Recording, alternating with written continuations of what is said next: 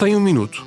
Então aproveito para desafiar o cérebro. A secção de jogos do público foi renovada e está cheia de desafios que puxam pela lógica e pelo vocabulário. Experimente o novo jogo Sopa de Letras com sabor à atualidade. Um passatempo em que as palavras vêm diretamente das notícias do dia.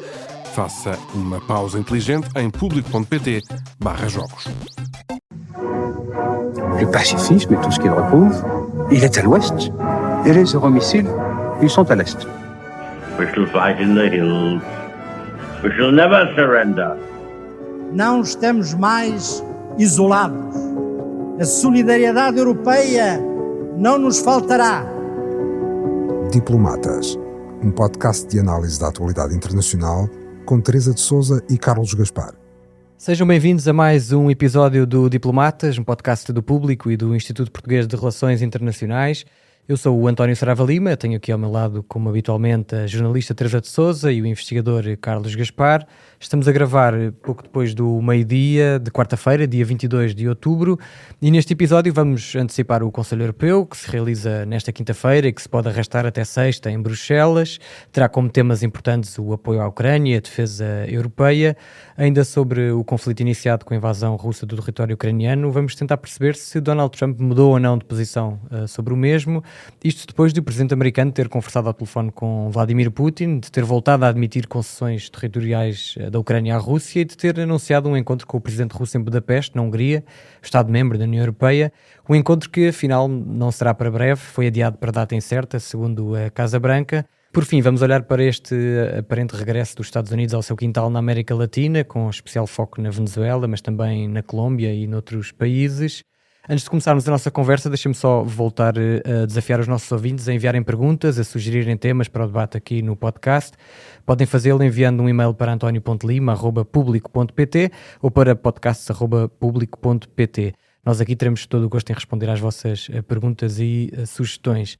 Vamos então começar a nossa discussão. Os líderes políticos dos 27 Estados-membros da União Europeia juntam-se a partir de quinta-feira em Bruxelas.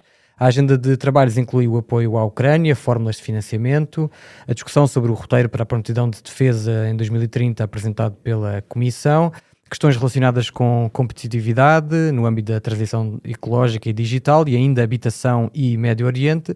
Zelensky vai marcar presença em Bruxelas, vai seguramente contar de viva voz aos seus aliados europeus como foi o encontro da semana passada com Trump na Casa Branca, um encontro que não correu como o presidente da Ucrânia queria, muito por causa de nova aproximação entre o líder americano e Putin, que falaram ao telefone durante mais de 2 horas na véspera. Teresa, é certo que este Conselho Europeu pode ser bem sucedido naquela lógica de haver acordos políticos sobre a questão dos empréstimos a Kiev com base nos ativos russos congelados ou até a aprovação do 19º pacote de sanções. O que eu lhe pergunto é se esta última reviravolta da posição de Trump sobre a Ucrânia e sobre Putin, na verdade, se isto volta a evidenciar a posição de fraqueza da Europa em todo este processo e se por isso mesmo pode influenciar negativamente quaisquer expectativas que existam para este Conselho Europeu. A Europa vive, em relação à questão, à guerra na Ucrânia e à sua relação com o presidente americano, um dilema que é difícil de gerir e que a Europa tenta, os líderes europeus tentam gerir da melhor maneira.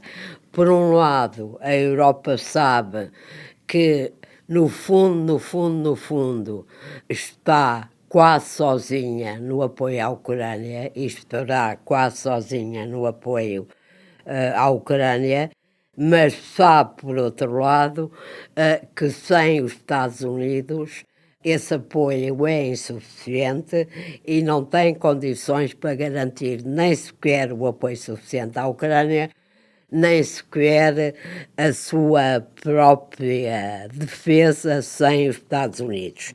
Portanto, tem de percorrer este caminho de equilíbrio muito difícil, não pode hostilizar o presidente norte-americano, tem de continuar a apoiar a Ucrânia porque sabe que é a segurança europeia e o futuro da Europa que se jogam na Ucrânia, mas sem romper com os Estados Unidos. Claro que este equilíbrio se torna muito difícil quando o presidente americano não só tem um comportamento errático em relação ao conflito, como os europeus têm perfeita consciência, toda a gente tem perfeita consciência, o presidente Zelensky tem perfeita consciência de que Trump quer, enfim, na balança entre Moscou e Kiev,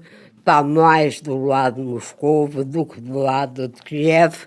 Ele sempre esteve. A Sempre mudança esteve. foi em setembro, não foi? Depois de falar Exato, com mas Zelensky. sempre esteve e em pano de fundo continuará, e a única motivação que o pode levar a ter uma posição mais equilibrada para a resolução do conflito é a mesma de sempre, é a Europa e o presidente Zelensky conseguirem proporcionar-lhe um show-off numa capital europeia, em Budapeste ou noutra qualquer, semelhante àquele que ele conseguiu com a paz eterna no Médio Oriente. E é este equilíbrio que a Europa tenta manter, que Zelensky, como dizia alguém recentemente, que merece certamente o Prémio Nobel da Paciência em relação a Trump, também quer manter este plano de paz que a Europa provavelmente, em negociações com Zelensky, naturalmente, pode aprovar ou pode gizar neste Conselho Europeu, é construído para dar a Trump um papel que, no fim de contas, lhe acaricia o ego, que é a questão fundamental, e aponte para uma solução na qual ele saia como o grande construtor da paz, o grande protagonista. Se vão conseguir ou não é uma incógnita. Há coisas que a Europa sabe, que Zelensky sabe, mas que Trump aparentemente não quer saber, é que é a última das intenções de Putin por ter uma guerra e aceitar uma negociação face a face com Zelensky. A irritação de Trump decorre do facto de o chefe da diplomacia russa, Sergei Lavrov, depois de um telefonema com Marco Rubio, o chefe da diplomacia americana, ter dito que se mantêm todas as exigências de fundo e as razões de fundo na guerra, a queda do regime de Kiev, a neutralidade ucraniana, a desmilitarização da Ucrânia, a ocupação de 4 províncias que a Rússia nem sequer conseguiu conquistar integralmente, são exigências inaceitáveis, obviamente, pela Ucrânia, pela Europa, e até Trump conseguiu perceber que não eram aceitáveis. Portanto, basicamente, continuamos neste caminho de equilíbrios e não sabemos bem até onde é que ele vai dar. Vamos lá ver se há algum sucesso nesta tentativa de conquistar o presidente americano para uma solução que permita um cessar-fogo. Duvido que alguma vez Putin o aceite, mas que permita uma tentativa de manter Trump numa posição que não seja completamente hostil à Ucrânia. Carlos, o Viktor Orbán, o primeiro-ministro da Hungria, é um crítico do apoio à Ucrânia, um aliado de Putin e de Trump. Não vai estar na parte da manhã da cimeira, quando se vão discutir as questões sobre o apoio a Kiev.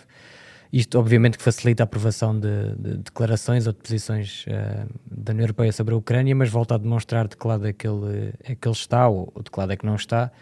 Eu pergunto se acha que os 26, ou se calhar até temos de incluir aqui a Eslováquia e a República Checa, se deviam aproveitar este Conselho Europeu para uma reação mais firme sobre o facto de Orbán se estar a oferecer como anfitrião numa cimeira com Putin em solo europeu, não é? Certamente.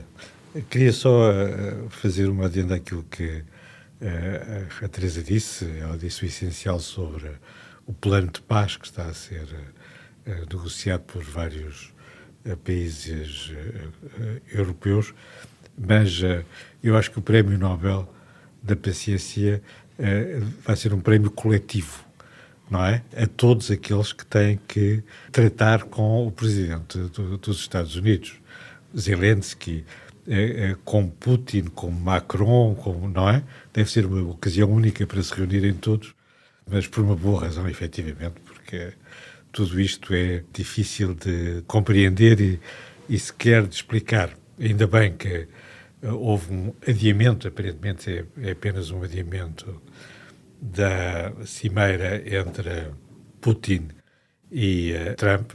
Era completamente inaceitável que ela fosse em Budapeste, e de resto, para chegar a Budapeste, o presidente russo tem que sobrevoar pelo menos um outro país da NATO e da União Europeia.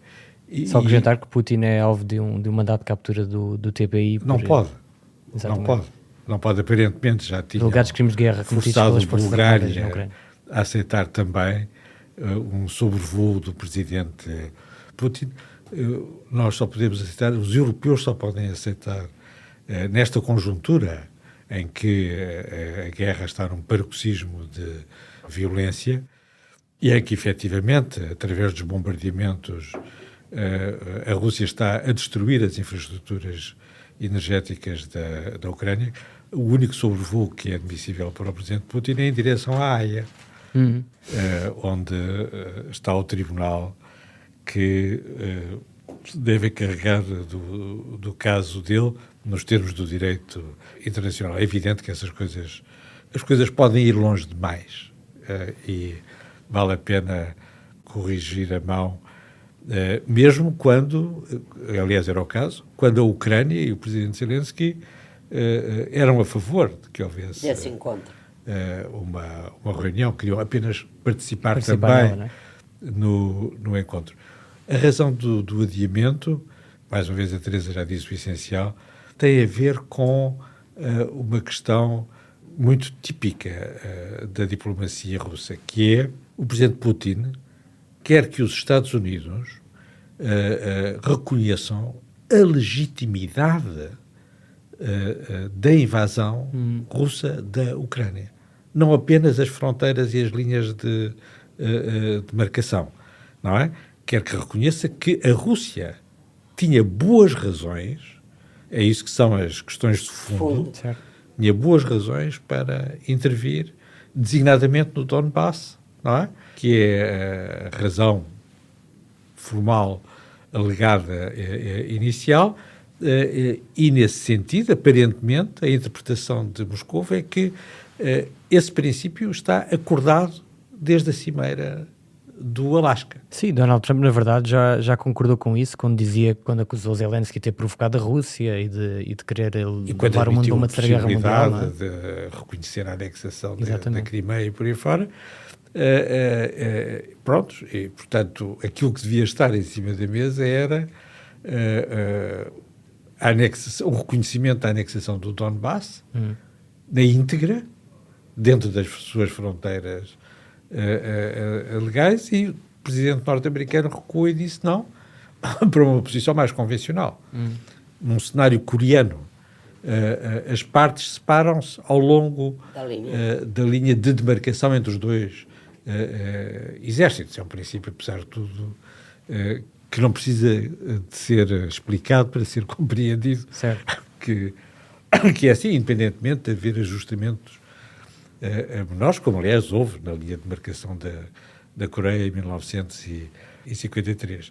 Dito isso, esta cimeira tem em cima da mesa o documento que o António já referiu sobre não a paz na Ucrânia, mas a guerra na Ucrânia e na Europa. Mark Leonard dizia, a seguir à invasão russa da Ucrânia, que a Europa tinha nascido como um projeto de paz e tinha que passar a ser um projeto de guerra, e este programa, que inicialmente se chamava Rearmar a Europa, era mais veemente, não é? Significa justamente a transformação ou a refundação da Europa como um projeto. Então, deixe-me fazer-lhe já então uma pergunta sobre isso, porque na semana passada a Comissão Europeia apresentou então este roteiro para a prontidão de defesa 2030, na sequência do Rearmar Europa, assenta em 4 projetos bandeira: Iniciativa para a Defesa Europeia contra Drones, um programa de vigilância na fronteira oriental, um novo escudo aéreo europeu e um escudo espacial de defesa. É muito provável que seja aprovado este roteiro durante o Conselho Europeu. O que é que destaca deste plano? Em primeiro lugar, justamente essa mudança de paradigma. Como se dizia antes, o projeto de integração europeia, não é? A razão principal do ponto de vista estratégico era garantir que a Alemanha, dividida ou unida, jamais voltaria a ser uma ameaça à paz europeia. E o novo programa europeu, que vai ser certamente aprovado nesta cimeira, quer ao contrário, tem como prioridade a capacidade de projeção de poder da Alemanha, da França, outros países europeus. Portanto, há uma inversão de sentido estratégico no próprio processo da integração europeia, que, de certa maneira, altera o seu ethos e o seu desígnio principal. É isso que está nesses 4 programas. Esses 4 programas são programas que têm a ver com medidas concretas para transformar na fórmula que os europeus usam para a Ucrânia e os americanos para Taiwan, é transformar a Europa, a União Europeia, neste caso, num porco-espinho de aço, não é? Cheio de defesas antiaéreas, de mísseis, de drones e mesmo com um escudo espacial. Esse é o primeiro item, mas ele significa que a União Europeia, os Estados europeus, porque é nesses termos que o documento fala, que os Estados europeus, incluindo a Ucrânia, nos termos do próprio documento, têm capacidade para conter a ameaça da Rússia, mas também têm capacidade para substituir as capacidades convencionais dos Estados Unidos que garantem a defesa europeia. As duas coisas vão de par e estão ali inscritas e, mais importante, orçamentadas. Há sempre diferenças sobre quanto é que isto custa. O IIS em Londres diz que, no mínimo, 1 trilhão. Eu não sei o que é 1 trilhão, mas a Teresa vai te explicar. Não sei. O plano... 1 trilhão é 1 bilhão português. Exatamente. O Rearm Europe diz 800 mil milhões. 800 bilhões. Até se diz que quando se acrescentou este termo prontidão de defesa é um termo mais forte do que rearmar a Europa, que não criava assim tão entusiasmo. Não é prontidão da Europa, as pessoas pensam sempre noutra coisa, não é? Que é para garantir o sistema de pensões ou de segurança social. Sim. Teresa, uma das questões, ou melhor, a questão da utilização de ativos russos congelados para financiar o apoio europeu à Ucrânia, nomeadamente em matéria de reconstrução do país, vai estar em cima da mesa neste Conselho, depois de não ter havido acordo sobre este tema naquela cimeira informal em Copenhague há 3 semanas. Perguntava-lhe o que é que está em causa e porque é que esta é uma questão tão complexa. Deixa-me só acrescentar uma coisa ao que o Carlos disse. Claro. Quando o Pete Hegseth esteve agora em Bruxelas para a reunião dos ministros da Defesa da NATO, fez algumas declarações muito interessantes.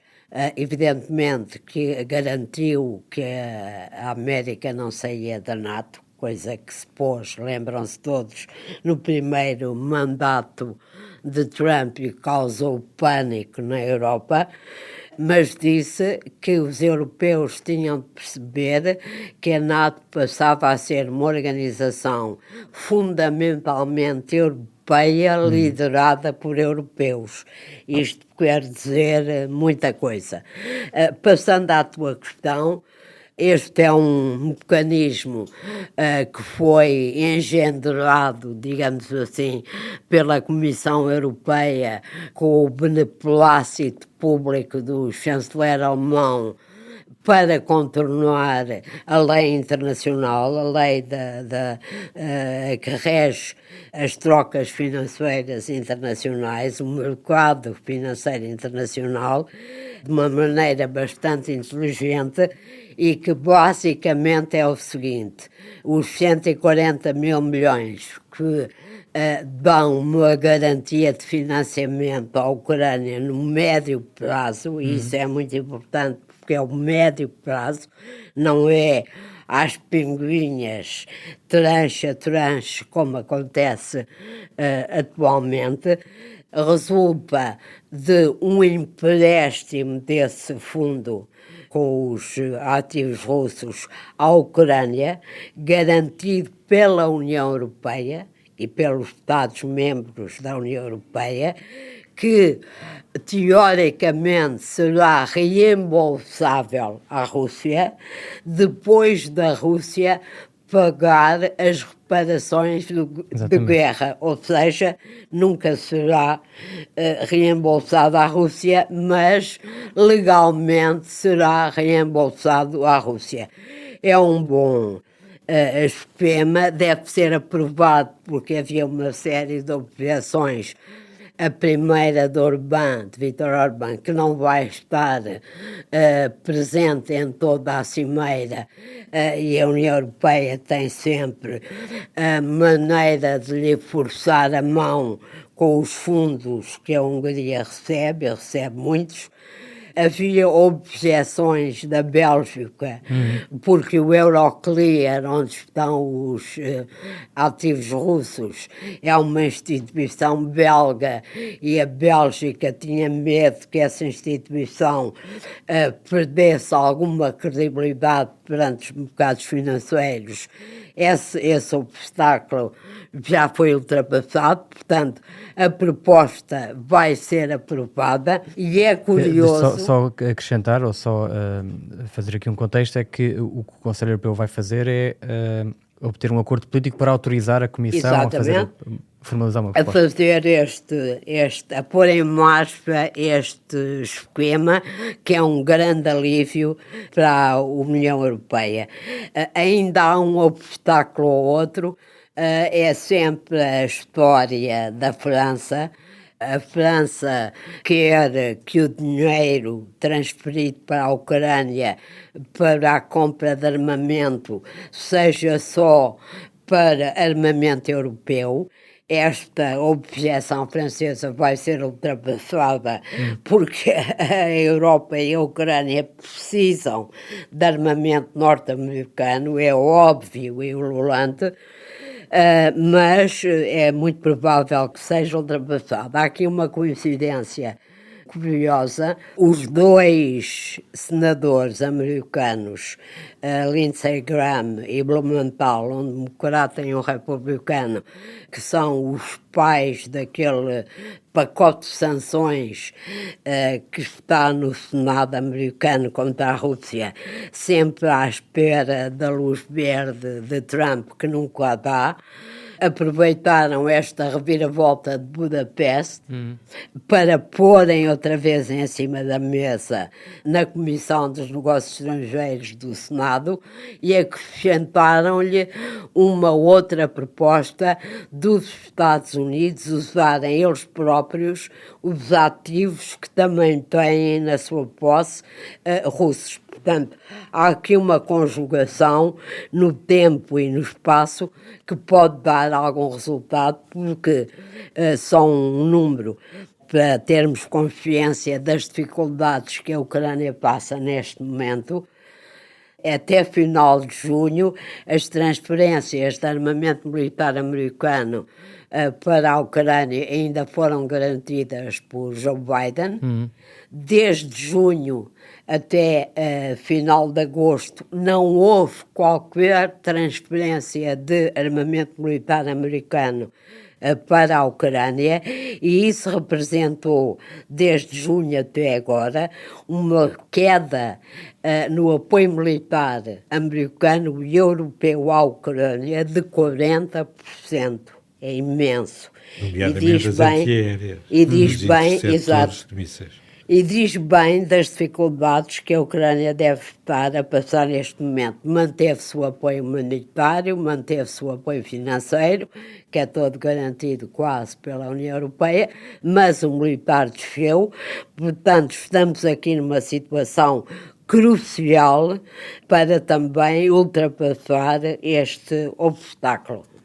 Muito bem, vamos olhar agora para o outro lado do Atlântico. A administração Trump virou as suas atenções para a região alargada das Caraíbas, autorizou ataques contra navios ao largo da Venezuela e da Colômbia, argumentando que está a combater o tráfico de drogas. A CIA está envolvida nestas operações, fala-se mesmo num regresso da agência de espionagem americana ao quintal latino-americano dos Estados Unidos, fazendo lembrar, obviamente, os tempos da Guerra Fria. Depois de Nicolás Maduro, o presidente da Venezuela, agora é Gustavo Petro, o presidente da Colômbia, um dos alvos da ira de Donald Trump. Carlos, como é que vê este interesse renovado dos Estados Unidos na América Latina, tendo em conta as prioridades de política externa deste governo Trump?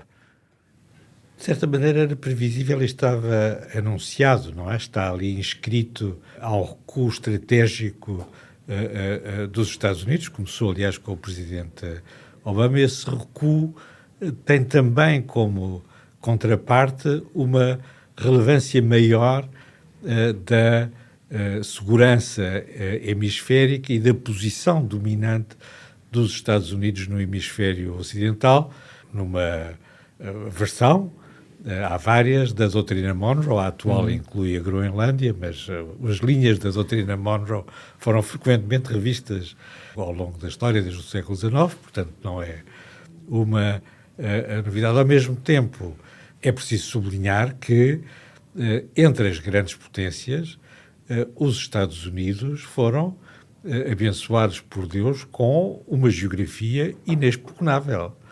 Têm 2 oceanos que os separam da Europa e da Ásia, e não são pequenos, e têm como vizinhos o Canadá e o México, que não é verdadeiramente impressionante. Quando nós olhamos para a China, para a Rússia ou mesmo para a Europa, não é? A China tem 14 Estados vizinhos, incluindo a Rússia, a Índia, o Japão, e já esteve em guerra com todos eles. E por aí fora. Enfim, tem isso. Ao mesmo tempo, tem que responder aos sinais de instabilidade hemisférica e tem essa pulsão um pouco arcaica de restaurar a hegemonia dos Estados Unidos, não serve para nada, dos Estados Unidos no hemisfério ocidental. E tem uma política em relação ao hemisfério ocidental que é diferente daquela que tem em relação aos outros, ao resto do mundo.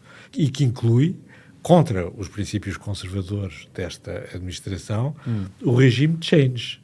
Porque isso que não se aplica nem à China, nem à Índia, nem à Rússia, esperemos também não se aplique aos aliados europeus, aplica-se no caso da Venezuela, da Colômbia, do Brasil, certo, não é?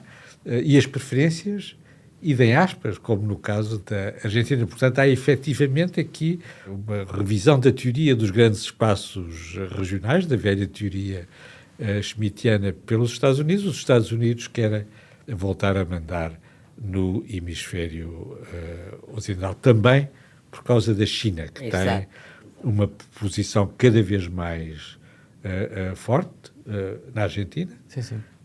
Na Argentina, as estações de rastreio de satélites e de mísseis chinesas estão no sul da Argentina e continuam a estar, apesar da mudança de governo, de regime na Argentina. A China vai fazer o célebre projeto brasileiro de lançar uma linha de caminho de ferro por cima dos Andes para chegar, aparentemente, a um porto no norte do Chile, na última versão, pelo menos, que também pode servir o Peru, obviamente, mas no Chile. O Brasil é o terceiro maior destino dos investimentos chineses no mundo, e, obviamente, um parceiro importante da China nos BRICS, que a China toma a sério e faz parte do seu modelo de ordenamento alternativo. E isso pode explicar a razão pela qual há do lado dos Estados Unidos uma maior atenção, quer à segurança interna, quer à segurança hemisférica. Teresa, eu ia pegar precisamente por aqui, por esta ideia do regime change, não é? Porque nós, ainda na América Latina, Trump prometeu recentemente a Javier Milei, presidente da Argentina e aliado ideológico da Casa Branca, que daria ajuda financeira ao país se o partido de Milei vencer as eleições intercalares marcadas para este domingo. Olhando para as posições dos Estados Unidos em relação à Venezuela e à Colômbia, e lembrando, como o Carlos lembrou, que Trump até assinou com sanções e tarifas ao Brasil em resposta à condenação de Bolsonaro, isto é mais uma prova de que tem uma forte componente ideológica. O presidente venezuelano Maduro, nós sabemos o que pensa, aí parece-me, como disse o Carlos, evidente que as coisas estão a evoluir numa direção de mudança de regime, mais do que em qualquer outro desses países. O presidente da Colômbia, Gustavo Petro, chegou ao poder, era um antigo guerrilheiro marxista, chegou ao poder dizendo que ia liderar a luta anti-imperialista. Claro que tudo isso evoluiu e que as relações com os Estados Unidos se normalizaram, como acontece sempre, mas evidentemente Trump não esconde esse objetivo, que aliás tem também de uma maneira diferente, porque a situação não é idêntica em relação à própria Europa. Lembramos-nos do discurso do J.D. Vance em Munique, a incentivar as forças de direita radical e extrema europeias que se identificam com Trump a ser mais assertiva e a contar com o apoio americano. Portanto, isso não é novo.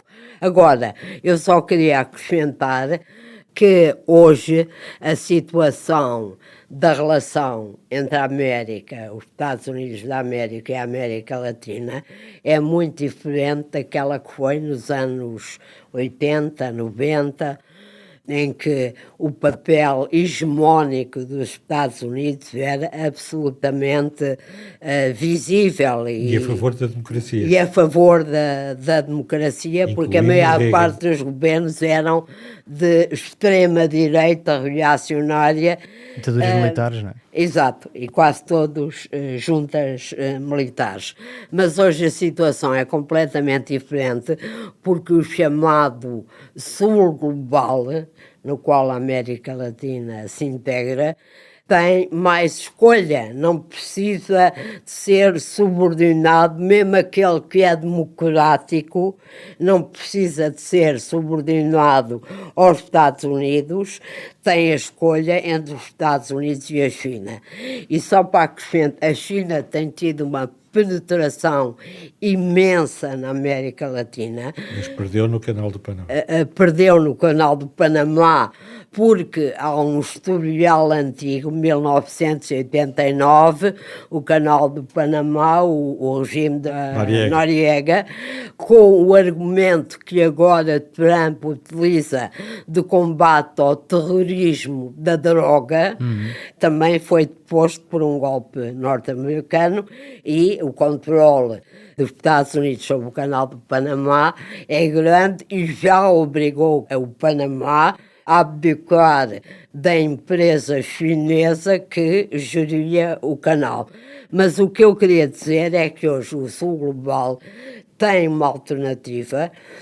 A China não ameaça militarmente a América Latina, ameaça militarmente países vizinhos da Ásia e do Pacífico, mas investe brutalmente na América Latina. Deixa-me só dar um exemplo que me parece paradigmático. A América Latina, os governos da América Latina, Brasil, Chile, Colômbia, todos, têm uma grande preocupação com as alterações climáticas, estão a fazer um esforço enorme para divergir do petróleo, embora tenham muito petróleo, o Brasil, a Venezuela. A China representa hoje 90% do investimento destes países na energia eólica e na energia solar. É imenso. Enquanto isso, o presidente Trump em Washington diz drill, drill, drill, baby drill, ou seja, o petróleo é que interessa, as ventoinhas, como ele diz, para a energia do vento não interessam a ninguém. Os chineses também abrem uma central de carvão quando todas é as 24 preciso, exato. horas. Mas os chineses apostaram muito nas energias renováveis. Basta lembrar o dilema que a Europa vive neste momento por causa dos carros elétricos chineses que não consegue travar a sua penetração no mercado europeu. Portanto, o debate sobre a transição ecológica vai ser o que provavelmente vai arrastar o Conselho Europeu até sexta-feira. Exatamente. É exatamente isso. Porque há divergências sobre se deve andar 100 a hora ou a 50 a hora, e cada país tem as suas atenção aos gilets jaunes. Prioridades, e aos gilets jaunes, exatamente, e aos empresários, etc. Mas o que eu quero dizer é que hoje a realidade da relação dos Estados Unidos com a América Latina é muito diferente do que foi nos anos 70 com o golpe do Chile, mas isso tinha como justificação a Guerra Fria, naturalmente, como foi nos anos 80, nos anos 90, e esta estratégia, esta política externa de Trump, da ameaça, não ajuda os Estados Unidos a manterem a sua influência não só na América Latina, mas na Europa e em muitos outros sítios onde vão sucessivamente perdendo aliados. Muito bem, meus caros, ficamos por aqui hoje. Muito obrigado pela vossa análise e um agradecimento especial a quem nos ouve. Não se esqueçam de subscrever e de avaliar o podcast nas várias plataformas. É um grande apoio que dão a este projeto. O Diplomatas regressa para a próxima semana com mais um episódio. Um abraço. O podcast Diplomatas é uma parceria Público-IPRI, Instituto Português de Relações Internacionais.